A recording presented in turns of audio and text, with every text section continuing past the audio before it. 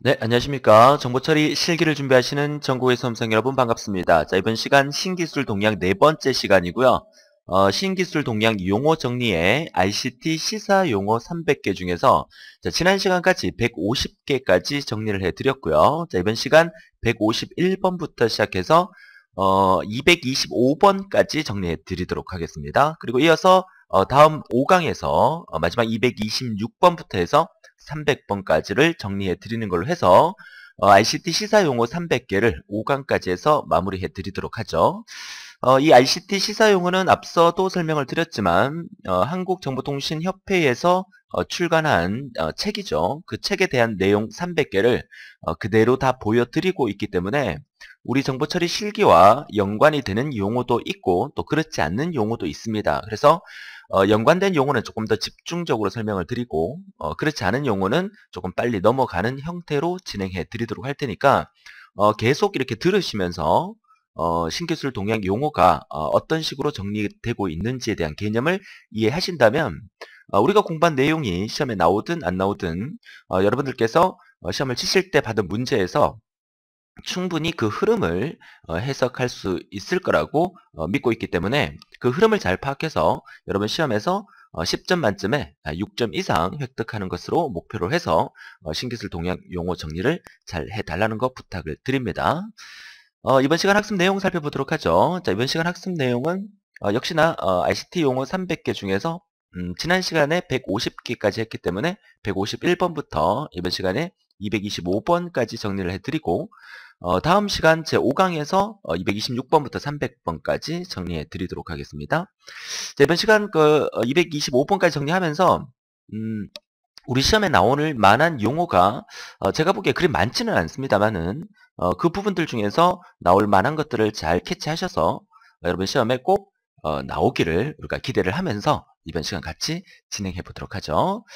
자, 첫 번째 화면에서 151번 보도록 하겠습니다. 자, 151번은 어린이 온라인 사생활 보호법이다 해서 자, 인터넷에서는 13세 미만의 어린이의 개인정보를 마음대로 쓰지 못하게 제한을 했죠. 그래서 미국 연방거래위원회에 관한 법률로서 우리나라에서도 13세 이하 어린이는 회원가입을 자기 스스로 할 수가 없고 부모 동의하에 가입을 할 수 있게끔 그렇게 만든 제도라고 보시면 되겠죠. 두 번째, 에너지 소비 효율 등급제라는 거. 뭐, 이 부분은 사실 우리 또 정보 처리와는 관련이 없지만, 우리 일상생활에서, 여러분 집에 쓰는 대부분의 가전제품에, 에너지 소비 효율 등급제가 표시됨으로써, 1등급이면 전기를 적게 먹는다는 얘기고, 뭐 4등급, 5등급 내려가면 전기를 많이 먹는다는 얘기잖아요.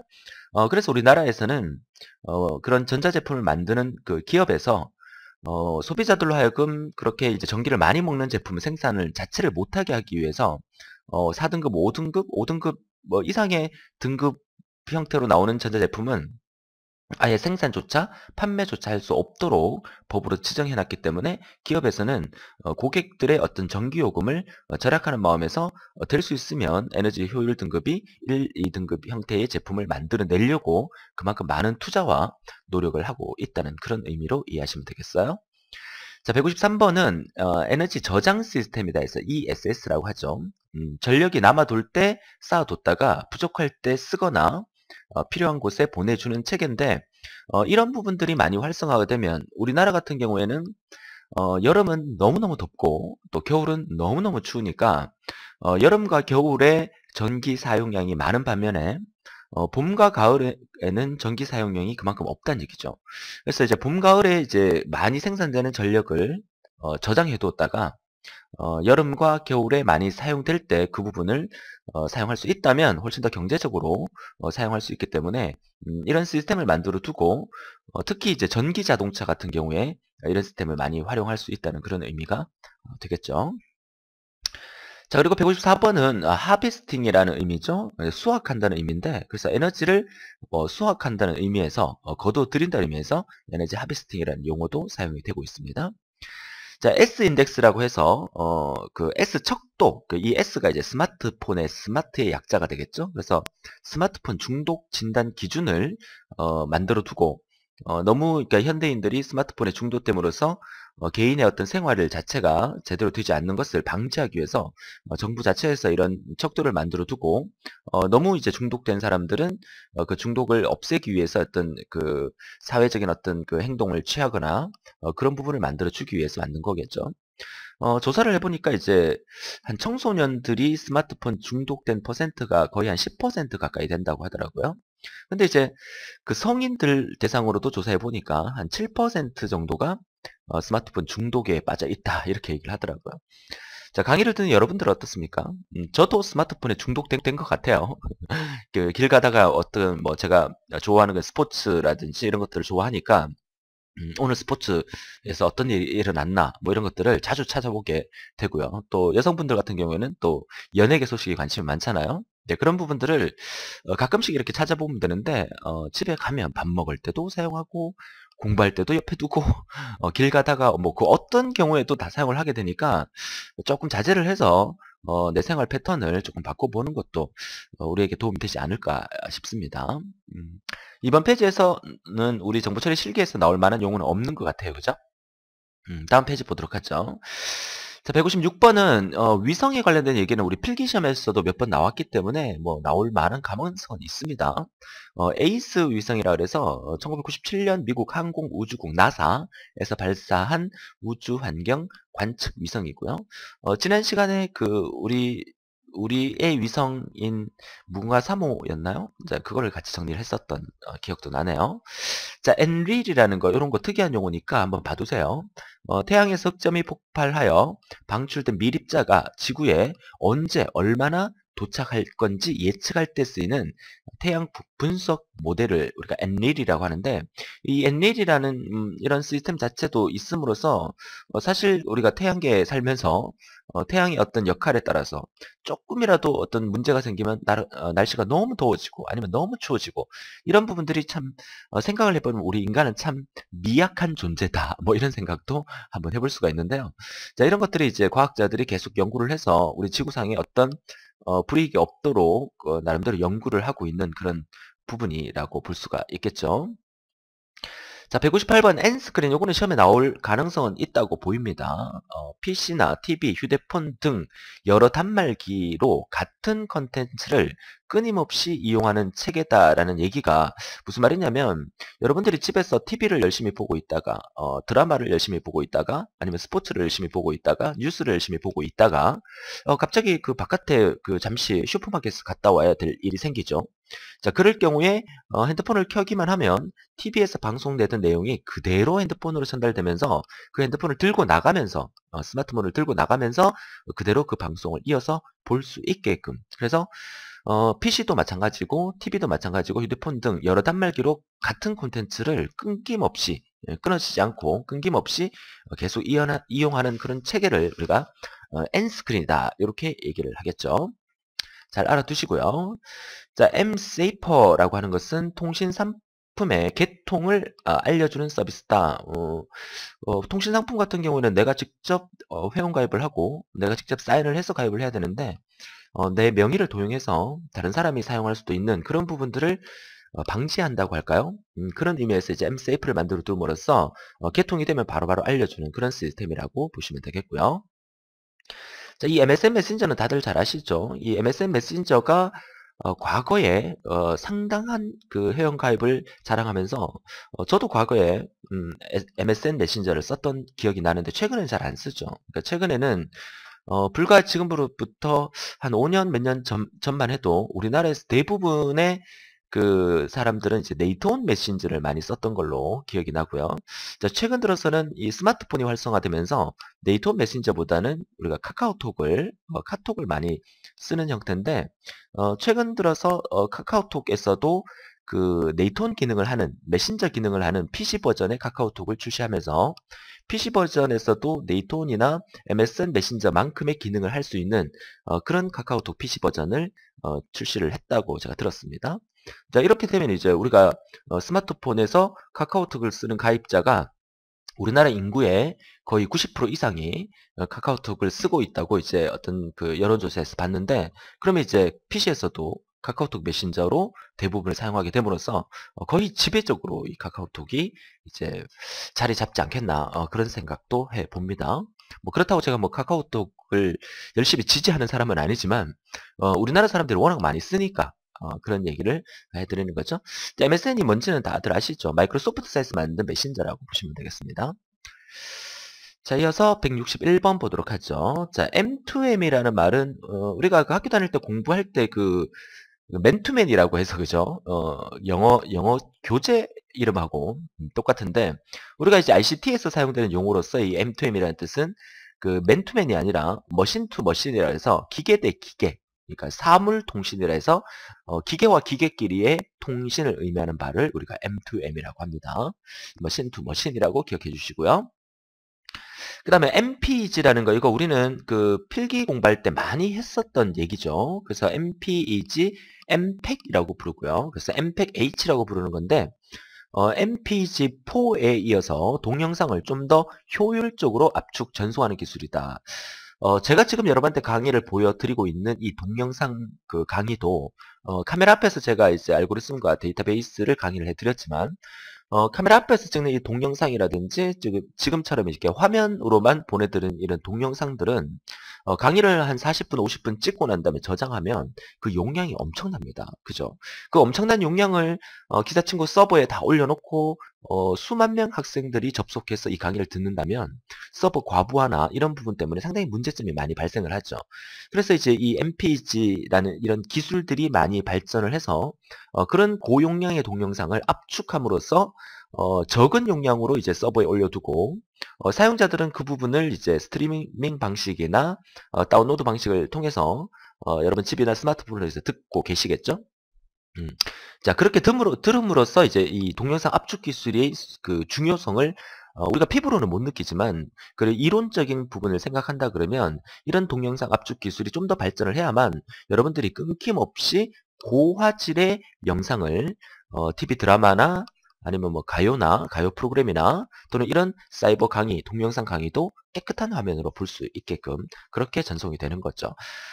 여담으로 이제 계속 말씀을 드린다 그러면 제가 이 그 신기술 용어나 그리고 업무 프로세서나 전산 영어를 카메라 앞에서 강의를 해드리고 싶은데 그렇게 그 하기가 좀 힘든 부분이 아직까지는 카메라 앞에서 이 많은 그 지문이나 이런 그 텍스트를 보여드리기에는 카메라가 그 텍스트의 작은 부분까지 다 캐치를 못하고 있기 때문에 제가 이렇게 신기술이나 전산 영어는 화면 강의로 여러분한테 보여드리고 있는 거죠. 그래서 이제 많은 데이터를 이제 선명하게 여러분한테 보여드리기 위해서 이렇게 강의를 찍고 있다는 얘기입니다. 그래서 이 MPEG이라는 의미, MPEG-H라는 이 용어는 최신 압축 전송 기술이기 때문에 시험에 충분히 나올 만한 가능성은 있으니까 잘 봐두시기 바라고, MPEG라는 요 자체의 용어는 전산 영어에서도 자주 출제됐던 용어라고 볼 수가 있겠습니다.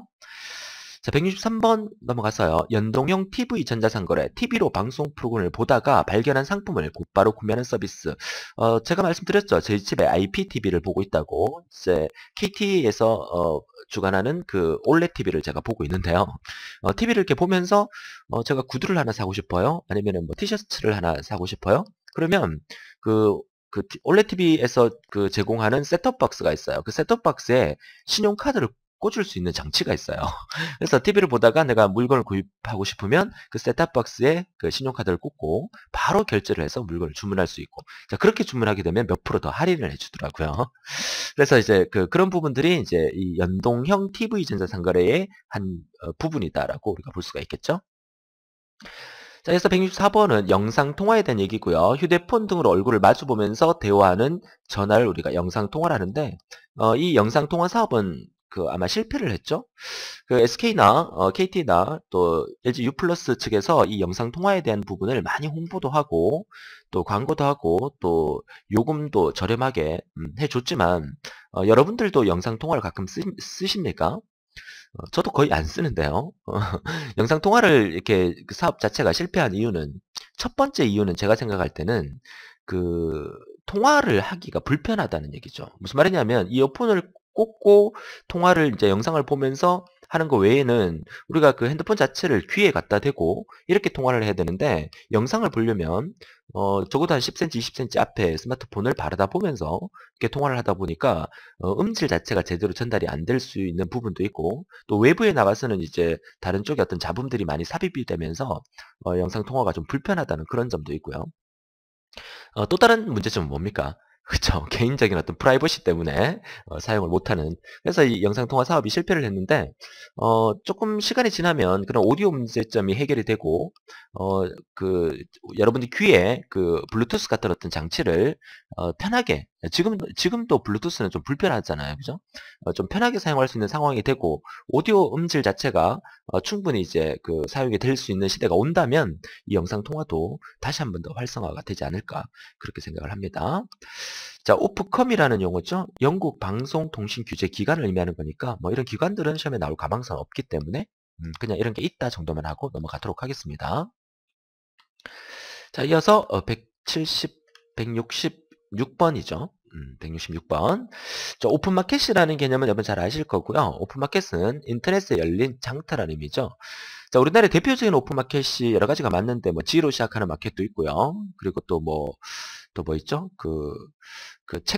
미국에 책 많이 파는 곳이 뭐죠? 그, 갑자기 생각이 안 나죠? M으로 시작하는데, 책 많이 판매되는 그 사이트. 아마존이죠. 아마존인데 왜 M으로 시작해? 그죠? 자, 책 많이 파는 아마존이라는 뭐 사이트, 우리나라의 뭐 G로 시작하는 사이트라든지 또 여러 가지 뭐 11로 시작하는 사이트 이런 것들 전부 다 우리가 오픈마켓이라고 하는데 이 오픈마켓이라는 것은 자체에서 물건을 생산해서 판매를 한다기보다는 외주 업체죠. 외주 업체들이 이 마켓에 이렇게 막 몰려서 물건을 이제 올려둠으로써 우리가 보통 이제 시장이라고 생각한다 그러면 시장 전체에서 어떤 물건을 판매하는 게 아니라 외주 그 사람들이 이렇게 모여들여서 여기서 이제 장사를 이렇게 함으로써 고객들이 이제 원하는 물건을 사게끔 그렇게 만들어주는 형태가 이제 오픈마켓이라 하죠. 그래서 인터넷에 열린 장터로서 이 오픈마켓의 매출이 엄청나죠, 그죠? 그래서 우리도 보통 믿을 만한 이런 그 G나 11로 시작하는 마켓에 들어가서 여러 가지 물건을 많이 구입해 본 경험이 다들 있으시겠죠.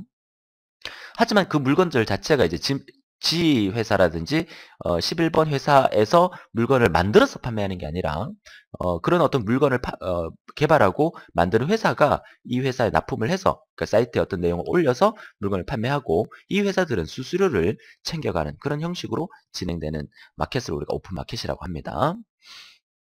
자, 오픈 플로우라는 것은 무상으로 공개된 소프트웨어 설계도를 바탕으로 삼은 통신망 가상화 기술이다. 그래서 저 오픈됐다는 말 자체를 우리가 무상으로 공개했다는 말로 이해를 하시면 되겠고요. 자, 와이브로라는 말 나오죠? 와이브로는 뭡니까? 휴대 인터넷으로 한국에서 개발한 무선 광대역 인터넷 기술이다. 그러니까 무선 광대역이다. 이게 뭐다? 와이브로다. 뭐 이렇게 보시면 되겠어요. 무선이니까 와이브로의 W 약자가 와이어레스의 약자가 되겠죠. 그래서 와이어레스 브로드밴드 인터넷이다 해서 와이브로라는 거 우리나라에서 개발한 무선 광대역 인터넷 기술이다. 이렇게 외워두시면 되겠어요. 자, 169번은 와이즈 유저라 해서 방송통신 이용자 관련 정보를 종합적으로 제공하는 인터넷 사이트를 와이즈 유저라 하고요. 자, 우주전파센터, 우주전파 환경을 전담하는 기관을 의미하는 겁니다. 자, 이어서 다음 페이지 171번 보도록 하죠. 자, 171번은 M2M의 머신 투 머신이긴 한데 원이라는 말이 앞으로 붙어서 사물통신, 기계와 기계통신 분야의 국제표준화 협력체를 앞에 원을 붙여서 원 M2M이라고 이름을 붙인다는 의미겠죠. 자, 웹 앱이라고 붙였죠. 우리가 앱이라는 말은 잘 알죠. 이게 우리가 스마트폰을 쓰면서 앱을 다운받고 앱을 사용하고 이런 말 많이 쓰는데 사람들이 앱이 무슨 뜻인지 모르는 사람들이 종종 있으시더라고요. 자, 앱이 뭡니까? 그렇죠. 어플리케이션의 약자죠. 어플리케이션은 뭡니까? 응용 프로그램의 약자입니다. 그래서 스마트폰이나 PC를 쓰면서 일반적인 운영체제, 윈도우즈나 또 스마트폰 운영체제에서는 안드로이드나 또 아이폰 OS 뭐 이런 그 운영체제 말고 스마트폰이 부팅되고 시작하면서 내가 사용하는 어떤 게임이나 여러 가지 프로그램들을 우리가 앱이라고 부르듯이 웹 앱이라고 하는 것은 웹이라는 건 뭡니까? 우리가 www 이거 뭡니까? 우리가 인터넷에 그 PC에서 사용되는 인터넷 웹사이트잖아요. 그죠? 그 웹사이트에서 사용할 수 있는 응용 소프트웨어, 응용 프로그램을 웹앱이라고 한다는 거죠. 자, 인트라넷 등에서 쓰는 응용 소프트웨어를 웹앱이라고 한다는 거 같이 알아두세요. 자, 웹으로 시작하는 단어가 쭉 나오는데요. 웹 오피스는 뭡니까? 문서 편집용 소프트웨어 등을 따로 사지 않고 인터넷에서 그냥 다운받아서 꺼내서 바로 쓸 수 있는 이런 형태를 우리가 웹 오피스라고 한다는 거죠. 원래 그 문서 편집용 소프트웨어 등을 원래 따로 구입을 해야 되거든요.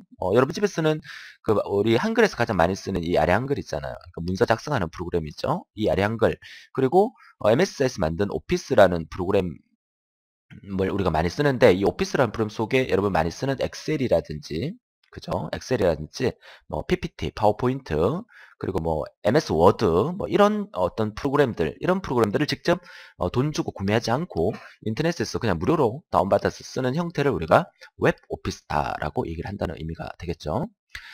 자, 접근성, 이 단어 저는 중요하다고 생각을 합니다. 별표 하나 해두시고요. 자, 웹 접근성이라는 것은 누구나 인터넷 개별 사이트에 접근하기 쉽게 기술적으로 보장하는 일이라고 얘기하는데 여기서 말하는 누구나라고 얘기하는 것은 일반적인 보통적인 사람 말고 그 조금 뭐 그죠? 그 청각 뭐 장애우들 그죠? 뭐 청각 장애우들이라든지 하여튼 그 일반적으로 PC를 쓰는 데 있어서 몸이 좀 불편하신 분들 그러니까 그런 분들도 일반인들이 컴퓨터를 쓰듯이 자유롭게 쓸 수 있는 그런 환경을 웹사이트에서 구축을 해야 된다. 그래서 누구나 인터넷 개별 사이트에 접근하기 쉽게끔 기술적으로 보장하는 일로 만들어줘야 된다. 다시 말해서 여러분들이 어떤 웹사이트에 들어갔을 때 여러분들이 만약에 뭐 예를 들어서 시각장애인이다. 그러면 내가 시각장애인이기 때문에 웹사이트의 어떤 내용들을 쳐다볼 수는 없지만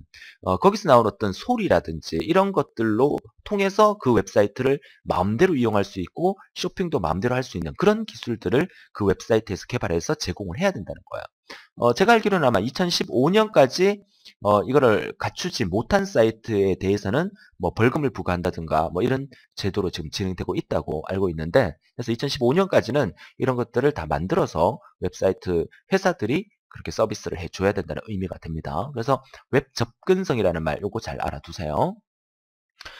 자, 웹툰이라는 말은 저보다 여러분들이 더 잘 아시겠죠. 이 웹툰으로서 그 스타가 된 웹툰 작가들도 상당히 많잖아요. 그죠? 저도 그 교보 서적에서 그 웹툰 작가 사인회가 있다 그러길래 한번 가본 적이 있었는데, 진짜 그 상당히 인기가 많더라고요. 그래서 이 웹툰이라는 것도 이제 우리 사회 생활을 하면서 우리 사람들이 이제 스트레스를 해소하기 위해서 스마트폰을 이렇게 열어보다가 과거 추억에 의해서 이제 만화 같은 걸 찾다 보면 이런 웹툰 만화를 보면 재밌죠.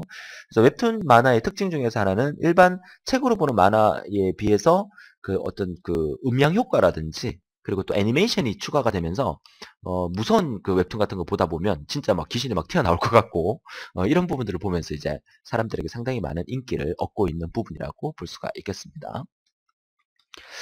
자, 웹툰 같은 경우에는 아마 제 생각에는 전산 영어에 한번 나오지 않을까 뭐 이런 생각도 해봅니다만은 자, 116번은 웹하드 등록제라 해서 인터넷 웹하드 컴퓨터의 파일 저장 또는 공유 장치를 얘기하는 거죠. 인터넷 웹하드 사업자의 불법 정보 저작물 유통을 막기 위해서 마련한 제도다. 여러분이 잘 알고 계시는 웹하드 사이트가 있죠. 그 사이트에다가 내가 필요한 어떤 내용을 올려두었다가 사무실 가서 다운받고 이렇게 하다 보면 진짜로 이제 뭐 불법 어떤 그 소프트웨어 같은 경우에 이런 유통이 이루어질 수가 있기 때문에 이런 부분을 막기 위한 제도적인 마련이 이제 웹하드 등록제라 그래서 등록된 사이트만 이용할 수 있어야 되고 또 등록된 프로그램만 업로드나 다운로드 할 수 있게끔 그렇게 만들어주는 형태를 얘기하고 있는 거겠죠. 자, 그리고 177번 요거 별표 하나 해두세요. 위피라고 얘기하는데 이거 잘못 보면 와이파이로 착각할 수 있습니다. 절대 아닙니다. 와이파이의 스펠은 WIFI입니다. 그죠? 우리가 와이파이는 잘 알고 있는데 위피라는 말은 조금 또 와이파이랑 헷갈려 하시는 분들이 많은데 와이파이라는 것은 이제 근거리 인터넷 통신망이라 그래서 가까운 곳에서 인터넷을 우리가 접속만 할 수 있으면 무선으로 인터넷에 접속할 수 있게끔 하는 통신망을 우리가 와이파이라고 한다면 이 위피라고 하는 것은 하나의 그 운영체제입니다. 그러니까 한국형 무선 인터넷 표준 플랫폼이라 해서 핸드폰 안에 작은 운영체제, 그러니까 여러분이 지금 들고 다니시는 스마트폰에 이제 안드로이드 운영체제라든지 또 아이폰 들고 다니는 사람의 iOS 운영체제를 의미하는 게 아니라 그 이전에 이제 2G폰이라고 하죠. 2G폰이나 이제 3G폰, 옛날 폰 속에서 각종 어떤 게임이나 이런 것들을 쉽게 할 수 있게끔 작은 어떤 그 핸드폰을 이제 그 게임을 사용할 수, 앱을 사용할 수 있게끔 부팅시켜주는 역할을 하는 그런 작은 운영체제를 우리가 위피라고 하고요. 한국형 무선 인터넷 표준 플랫폼이라는 거, 요거 알아두시면서 와이파이랑 헷갈리지 않도록 합니다. 아시겠죠? 이거 영국식 발음에서는 이 WIFI, 와이파이를 위피 이렇게 발음하기도 합니다. 그죠? 근데 그래서 이 우리나라에서 그 사용되고 있는 이 표준 인터넷 플랫폼인 위피랑 헷갈리기도 합니다만은 발음상에서 차이가 있으니까 반드시 헷갈리지 않도록 해주시고요. 자, 유기 발광 다이오드라 그래서 OLED. 요거는 최근 들어서 이제 TV가 많이 이제 발전하면서 과거에 이제 플라즈마 TV를 쓰다가 PDP를 쓰다가 뭐 LED로 바뀌었다가 또 OLED로 이제 변형되면서 훨씬 더 깨끗한 화면과 그리고 이제 전기를 적게 먹는 그런 형태의 이제 그 물질이라고 보시면 되겠죠. 그래서 전기에 자극받아 빛을 내는 물질로서 모니터에서 많이 활용되고 있는 그런 제품이라고 볼 수가 있겠습니다.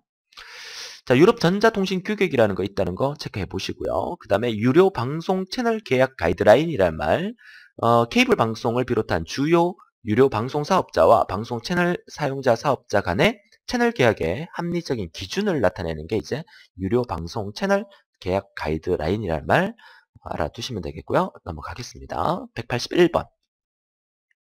자, UCT라고 하고요. 자, 언제 어디서나 컴퓨팅 서비스를 이용할 수 있는 체계를 갖춘 도시를 의미합니다. 그래서 우리나라의 뭐 그 대도시 같은 경우에는 뭐 어딜 가더라도 이제 거의 와이파이 다 대부분 다 잡히고 어딜 가더라도 뭐 지하철이든 버스든 어딜 가더라도 우리가 이 컴퓨터 서비스를 불편함 없이 사용할 수 있게끔 지금 거의 다 대부분 돼 있잖아요. 그죠? 자, 그런 도시를 우리가 UCT라고 하죠. 여러분이 살고 있는 도시는 과연 UCT인가? 한번좀 생각 한번 해보세요. 그러면 이제 UCT의 개념을 정확하게 더 이해할 수가 있겠네요. 자, 182번은 UX로고요. 정보통신기기나 서비스를 이용하며 느끼는 사용자의 어떤 experience, 경험을 의미하는 말을 UX라고 합니다. User Experience네요. 자, 음원 통합 로그 시스템 ULMS라고 해서요. 음원 사용 기록 수집을 일원화, 표준화하기 위한 체계다. 이거는 왜 이런 부분을 사용하느냐면 역시나 그 음원이라는 것은 저작권에 대한 관련이 있기 때문에 그런 저작권 침해를 방지하기 위해서 이런 표준화 체계를 만들어 두게 되는 거겠죠. 자, 184번은 의료 영상 저장 전송 시스템이라고 해서 PACS라고 하고요. 엑스레이죠. X선 사진처럼 의료 행위로 생겨난 영상을 디지털로 바꿔서 저장해두고 관리하는 컴퓨팅 체계다. 이런 것들이 이제 병원 의료기기에 도입이 된다 그러면 병원에 가면 그 엑스레이 사진 새까만 거, 그죠? 그걸 이렇게 의사들이 그 벽에 이제 형광등 불빛 나오는 벽에다 붙여놓고 막 들여다보는데 이런 것들이 이제 전부 다 컴퓨터화 되게 되면 엑스레이 사진을 찍어서 그런 불편 없이 컴퓨터 모니터로 그 사람의 어떤 그 엑스레이 사진을 보면서 이제 병을 진단해 줄 수 있는 그런 형태의 시스템이 갖춰지게 되는 거고 지금 병원에서 많이 활용이 되고 있다고 알고 있습니다. 자, 185번은 이동통신 기본료. 기본적으로 내는 비용. 저는 이거 왜 내는지 모르겠어요. 그죠? 그래서 이동통신을 이용할 때 기본적으로 내는 비용이다. 그래서 저는 만약에 다시 태어난다 그러면 이 이동통신 사업의 어떤 그 주식이나 아니면 제가 직접 이동통신 사업을 한번 해보거나 그런 거를 한번 해보고 싶은 생각이 들더라고요. 황금알을 낳는 거위라라고 얘기를 하죠. 그래서 뭐 사실 그 여러분한테 이제 문자 메시지 전송하고 받고 하는 것들에 대해서 그 과거에 이제 그 SK나 또는 KT나 또 LG U+나 자 이런 회사들이 핸드폰 그 시장을 독점하면서 여러분 핸드폰으로서 문자 메시지를 주고받는 거에 대해서 문자 한 통당 얼마씩 요금을 아직까지도 받고 있잖아요, 사실은. 그쵸? 근데 그 문자 메시지를 주고받는 부분에 대해서 만약에 이제 이런 통신사가 여러분들이 문자 메시지를 많이 쓰고 또 안 쓰고에 따라서 뭐 서버 과부하나 뭐 이런 것들이 많이 생겨서 유지 보수 비용이 많이 든다고 얘기하면 통신사에서 문자 메시지를 사용하는 비용을 청구하는 게 맞겠지만 실제로는 그렇게 많이 이제 문자 메시지 정도는 유지 비용이 많이 그렇게 돈이 안 들어간다 하더라고요. 그러니까 우리가 많이 쓰는 게 이제 카톡을 많이 쓰는 이유가 카톡 회사에서도 여러분한테 따로 요금을 받지 않는 이유가 이런 부분들 때문에 충분히 유지할 수 있기 때문에 사용이 되는 거겠죠. 그래서 이런 카톡이라는 이런 SNS 관련된 이런 것들이 많이 발전하면서 통신사의 어떤 문자 메시지 시장이 많이 이제 죽어가고 있다. 뭐 이렇게 해석할 수가 있겠죠. 185번이었고요. 자, 이어서 186번 가도록 하겠습니다. 186번은 이동통신 멀티캐리어. 이것도 아주 중요한 용어니까 한번 봐두세요. 멀티캐리어라는 말은 이동통신 전파 주파수를 두 대역으로 한 서비스에 함께하는 기술이다. 사실 우리가 그 데이터 전송이나 데이터를 주고받거나 전화통화를 하다 보면 가끔씩 끊기는 경우가 있는데 그 이유가 뭐냐면 하나의 대역폭에서 여러분들이 어떤 그 전파를 이렇게 주고받아서 보내고 받고 있다는 이런 얘기잖아요. 근데 이게 대역이 이렇게 여러 개가 나눠져 있으면 이쪽으로 무슨 문제가 발생하면 이쪽으로 보내서 이쪽으로 받을 수 있는 이런 우회 경로가 만들어진다면 훨씬 더 끊김없이 정확하게 메시지를 주고받을 수 있는 그런 형태가 되기 때문에 이런 형태를 우리가 멀티캐리어다 이렇게 개념을 잡으시면 돼요. 이해할 수가 있겠죠. 자, 이어서 EPUB이라고 하고요. 전자체계 기술 표준이라는 거, 이 퍼블리싱이라고 보시면 되겠죠. 자, 인쇄전자라 그래서 역시 인쇄술의 정보통신 기술과 또 나노 기술을 접목해서 전자회로 소자의 디스플레이 따위를 만드는 일을 우리가 인쇄전자라고 하고요. 전자적으로 어떤 프린팅 한다라고 보시면 되겠고요. 인증샷, 이거는 역시나 저보다 여러분이 더 잘하실 것 같아요. 자기 주장과 행위를 증명하기 위해서 사진이나 동영상을 찍는 거죠. 그래서 그 여성분들 많이 그러시죠. 그 카페나 어떤 레스토랑 같은 데 가면 그 맛있는 음식이 나오면 꼭 인증샷을 먼저 하고 난 다음에 드셔야 되잖아요. 그죠? 그래서 한 번은 먼저 먹었다가 맞아 죽는 줄 알았습니다. 사진 찍고 먹어야 된다고 그런 얘기를 많이 합니다. 자, 190번은 인지무선통신이라서 CR이라고 하는데요. 자, 일정 지역 내 전파를 이용 환경을 살펴서 시간 공간적으로 쓰이지 않고 늘리는 대역을 다른 방송통신 서비스에 활용하게 되는 것을 인지무선통신을 한다는 거 한번 읽어봐 주시면 되겠네요. 이어서 191번 넘어가서요. 자, 인터넷 게시판 이용자 본인 확인제, 그쵸? 표현의 자유 침해 논란을 부른 인터넷 실명제로서 본인 확인제를 거쳐서 반드시 본인이 확인됐는 사람만 글을 쓸 수 있게끔 만들어주는 형태가 되겠죠. 자, 그런 형태를 이제 인터넷 본인 확인제라고 하고요. 자, 인터넷 경제라는 말도 경제가 또 인터넷하고 이름이 붙었어요. 그죠? 인터넷으로 재화와 용역을 생산, 분배, 소비하는 것. 그래서 오늘날에서는 인터넷으로 모든 어떤 기업의 어떤 흐름이나 또 제품 같은 경우에도 보여주고 있기 때문에 사실 인터넷이 없으면 모든 것들이 마비가 되는 그런 형태가 되더라고요. 저희가 근무하는 사무실 같은 경우에도 벤처센터 내에서 저희가 사무실을 이제 이끌어 나가고 있는데 이 벤처센터에 입주한 업체가 한 500여 개 업체가 됩니다. 이 500여 개 업체가 되는데 어느 날 아침에 출근하니까 정전이 된 거예요. 정전이 되니까 이 500, 평소에는 이 사무실에서 전부 다 근무하던 직원들이 정전이 되니까 사무실 이지를 못하잖아요.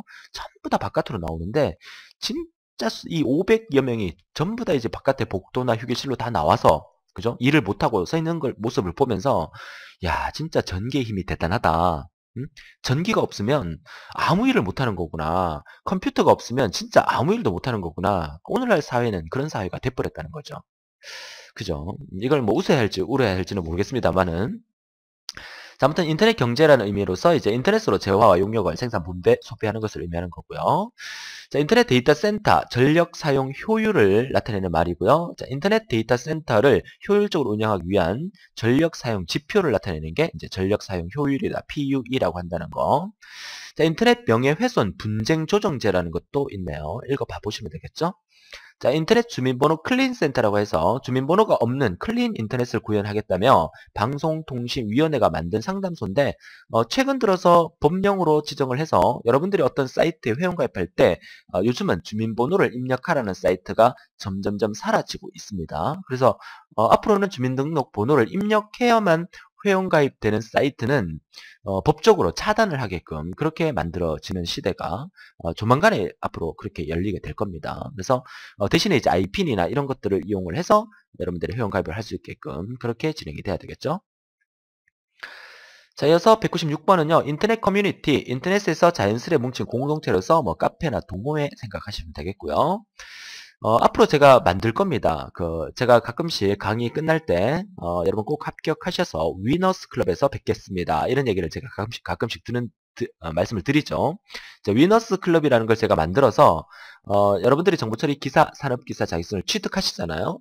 취득하신 분들을 모이는, 만약에 이제 여러분들이 제 강의를 듣고, 정보처리 기사, 산업기사를 취득하시게 되면 저도 기쁘고 여러분도 기쁘잖아요. 그래서 따로 하는 뭐 카페 형식의 위너스 클럽을 하나 만들어서 여러분들이 거기에 회원가입을 해서 정보처리 자격증을 취득한 이후에 여러분들과 저와 또 더 좋은 형태의 어떤 커뮤니케이션을 할 수 있는 그런 어떤 공간을 만들어서 또 제가 여러분보다 조금 낫다고 얘기하는 것은 이 정보처리 기사, 산업기사에 대한 내용을 조금 더 알고 있다는 거지 여러분하고 저랑 비교했을 때 저는 여러분보다 많이 모른다라고 자부하는 사람이에요. 그래서 만약에 회사 경험이 많으신 분들이라든지 또 여러분 전공에 관련된 부분도 아주 박식한 분이라든지 이런 부분들한테는 제가 모르는 분야에 대해서 제가 많이 여쭤보기도 하고 또 컴퓨터 관련된 이 정보 처리 관련된 얘기를 여러분이 물어보신다면 또 제가 흔쾌히 또 대답을 해드리고 이런 어떤 커뮤니케이션이 이루어지면서 또 열심히 공부한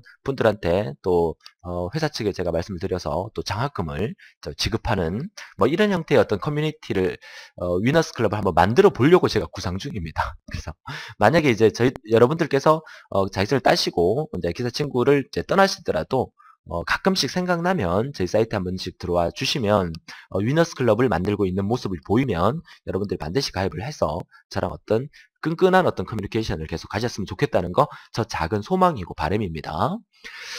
자, 여담을 했고요. 자, 이어서 인프라스트럭처 as a service라 해서 서비스형 인프라스트럭처 구조라고 얘기를 하시면 되겠죠. 시험에 나올 만한 얘기는 아닌 것 같고요.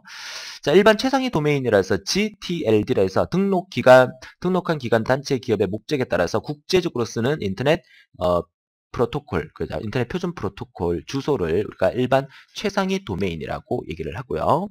자, 일체형 PC 요즘 많이 등장을 하고 있죠. 본체와 디스플레이 장치를 한 덩어리로 만든 개인용 컴퓨터. 여러분 집에 있는 컴퓨터를 쓰면서 가장 불편한 점이 뭐였습니까? 제가 우리 집에 데스크탑 컴퓨터를 쓰면서 가장 불편한 점은 어질럽혀져 있는 전기선들입니다. 그죠? 모니터와 PC와 선을 연결해야 되고 또 뭐 거기다 프린트를 설치하면 프린트를 연결해야 되고 이런 것들이 너무 복잡하게 연결되어 있기 때문에 우리 내 방에 있는 PC를 옆방으로 옮기려 그러면 거의 뭐 이삿짐을 해야 되죠. 이제 그런 부분이 있는데 이제 일체형 PC가 나오고 또 무선화됨으로써 우리는 그냥 뭐 기계 하나만 딱 들고 이제 노트북처럼 옮길 수 있는 그런 형태의 PC가 앞으로 많이 등장을 하게 될 거죠. 그래서 본체와 디스플레이 장치를 한 덩어리로 만든 개인용 컴퓨터를 일체형 PC, all-in-one PC라고 한다는 거.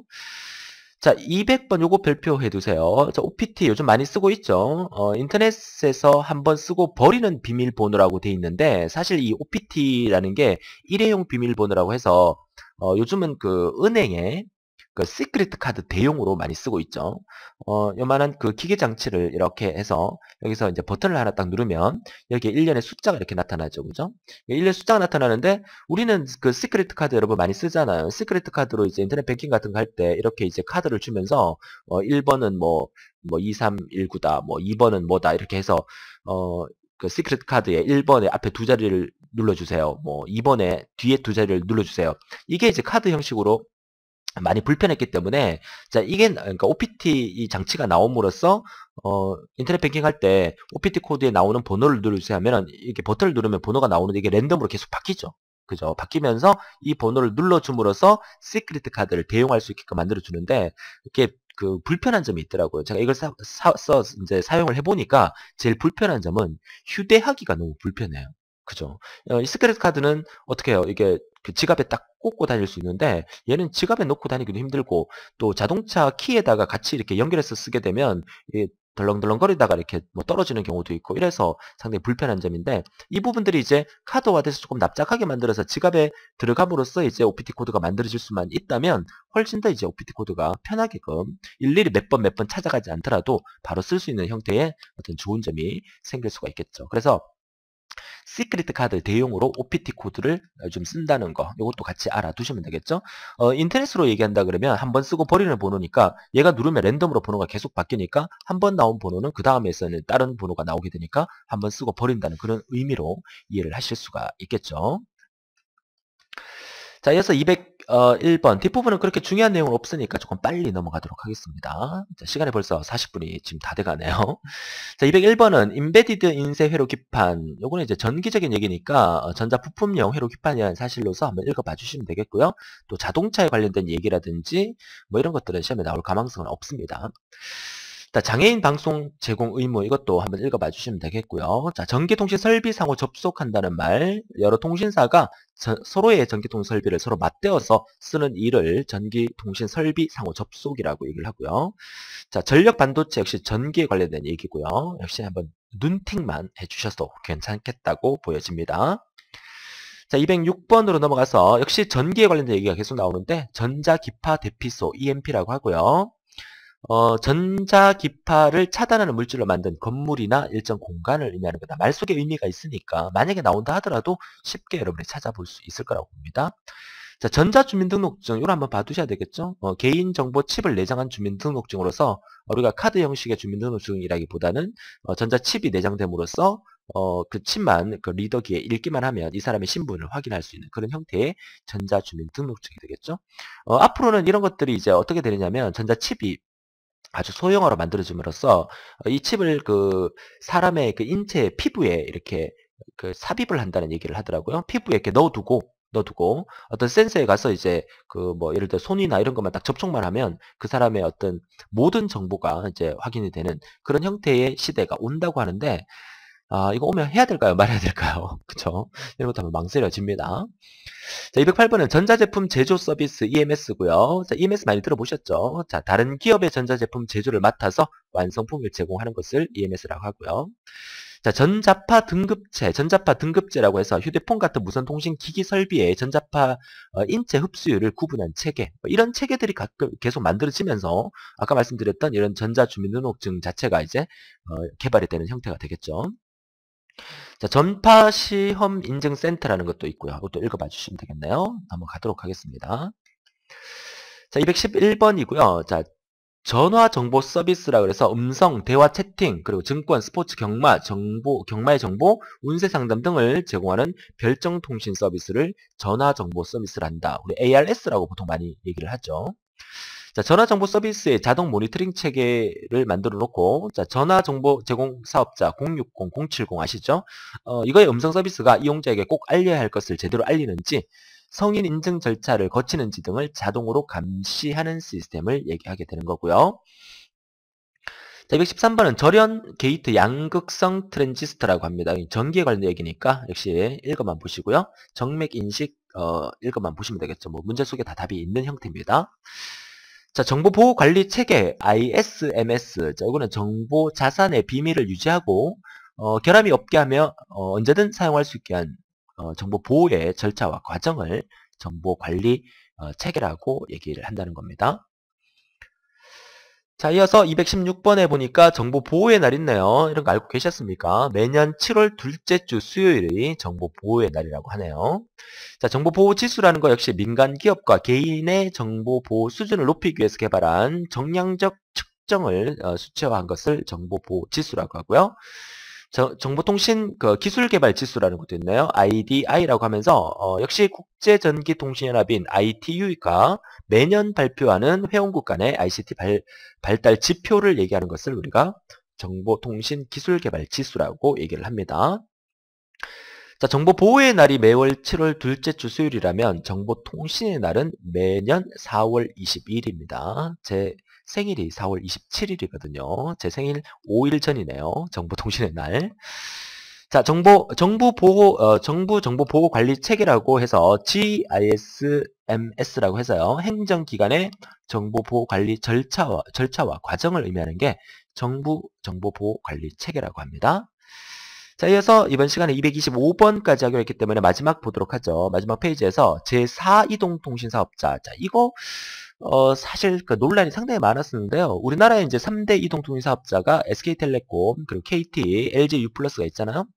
자, 이 세 개 회사가 지배하는 이동통신 시장에서 새롭게 제4이동통신사업자가 진입을 하려고 여러 번 시도를 했는데도 불구하고 실패를 했죠. 그 이유가 이 기득권을 갖고 있는 이 세 개의 회사가 반발을 해서 그렇지 않을까라고 제가 개인적으로 생각을 하고 있습니다만은 아무튼 여러 가지 문제점이 있겠지만 새로운 이 4세대 통신사업자가 등장을 하게 되면 고객 입장에서는 이제 훨씬 나은 거예요. 아무래도 경쟁 업체가 하나 더 생김으로써 이용 요금이라든지 서비스 면에서 훨씬 더 나아질 것은 불보듯 뻔하니까. 그래서 이런 것들은 본격적으로 좀 추진을 했으면 좋겠다는 생각이 듭니다. 자, 데이터베이스에서 공부하던 조인은 아닙니다. 그 조인은 아니고요. JOYN을 그냥 읽어서 발음상으로서 조인 이렇게 발음을 한 것 같고요. 세계이동통신사 사업자 협회가 2012년 2월에 선보인 차세대 통신 스위트를 우리가 조인이라고 한다는 거 한 번만 봐두시면 좋겠고요. 자, 종합유선 방송사업자, 이거 다채널 방송에 필요한 방송국과 전송 설비, 관리, 운영, 인력을 갖춘 사업자를 종합유선 방송사업자라고 하고요. 자, 종합편성 방송 채널 사용 사업자라고 해서 역시 뉴스, 드라마, 교양, 음악, 스포츠, 오락 스포츠 등 분야를 다루는 방송 사업자를 종합편성 방송 채널 사용 사업자라고 얘기를 하고요. 자, 주파수 거래자, 이거 최근 들어서 이슈화됐던 부분 있죠? 정부로부터 할당받은 방송통신용 주파수를 이용, 면허를 다른 사업자와 거래하는 거. 그래서 SK텔레콤 측이나 KT 측에서 정부로부터 뭐 거의 몇 조 원에 해당되는 부분의 주파수를 자기네들이 따와서 그걸 이용해서 이제 다른 업체에다가 이제 이렇게 임대를 한다든가 아니면 그 주파수 대역폭을 이용해서 우리들에게 아주 선명하고 깨끗한 어떤 또 초고속 그 데이터를 전송할 수 있는 그런 어떤 정보를 제공해주는 그런 형태가 되는 건데, 이런 주파수 거래제가 공중에 있는 어떤 전파의 영역을 정부가 기업에다가 이제 파는 형식으로 그렇게 진행되는 거죠. 정부는 이렇게 팔아서 남는 그 벌어들이는 이 돈을 가지고 우리 국민의 사회 복지 위해서 쓰겠죠. 쓰면서 점점 더 우리가 이 통신 부분에서 강국이 되고 선진화돼 가고 있다. 이렇게 보시면 되겠습니다.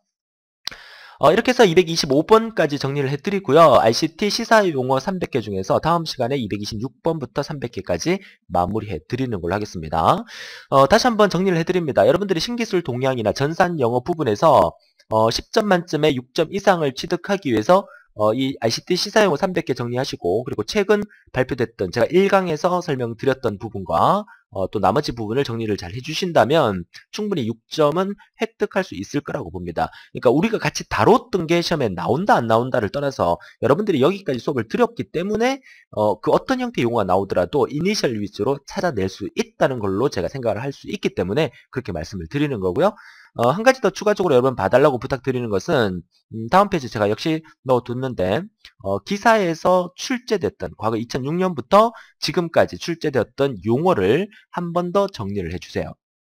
뭔지 아시겠죠? 한 번 더 정리를 해주시고, 요거 자료실에 올라가 있을 겁니다. 자료실에 올라가 있는 내용을 다운받으셔서 각각 설명이 무엇을 의미하는 건지 봐달라는 거 부탁드리고, 산업기사 마찬가지입니다. 산업기사 역시 그러니까 기사에서 출제됐던 게 산업기사에도 나오고 산업기사에 출제됐던 게 기사에도 나오니까 번갈아 가면서 봐달라는 거 부탁을 드릴게요. 용어에 대해서 더 이상 더 궁금한 것은 저번에도 말씀드렸지만 이 정보통신 용어 사전을 활용해 주세요. word.tta.or.kr 들어가셔서 용어 사전 클릭하셔서 검색해서 내용을 찾아볼 수 있으면 좋겠고요. 이 사이트는 저희 기사 친구 사이트의 홈페이지에도 연동을 시켜놨기 때문에 기사 친구 홈페이지에서도 용어를 검색하게 되면 여기의 내용과 똑같은 내용을 찾아보실 수가 있습니다. 자, 이렇게 해서 이번 시간 정리하도록 하고요. 다음 시간 제 5강에서 ICT 시사의 용어 300개 중에서 나머지 300개를 정리해 드리도록 하면서 신기술 동향 용어는 5강까지 해서 마무리해 드리도록 하겠습니다. 혹시나 뒷부분에 6강, 7강이 만들어져 있다면 요거는 이제 그 뒤에 제가 이 강의를 제작하고 있는 연도가 2013년 말이죠. 마지막 시험 쪽인데 혹시 2014년이나 2015년 그 뒷부분에 시험을 준비하시는 분들이 혹시나 이 강의를 듣고 계시다면 않았다면 아마 그 뒷부분에 TTA에서 새로운 어떤 용어가 발표가 됐다면 그 뒷부분에 6강, 7강이 아마 추가가 돼 있을 텐데요. 추가가 돼 있다면 그 강의까지 들어주시면 된다는 거 다시 한번 말씀을 드립니다. 자, 이렇게 해서 4강을 마치고요. 다음 시간 5강에서 더 멋진 모습으로 또 활기찬 모습으로 뵙도록 하고요. 저 조대호 이만 물러가도록 하겠습니다. 오늘도 너무너무 고생 많으셨고요. 다음 시간에 뵙겠습니다. 수고하셨습니다.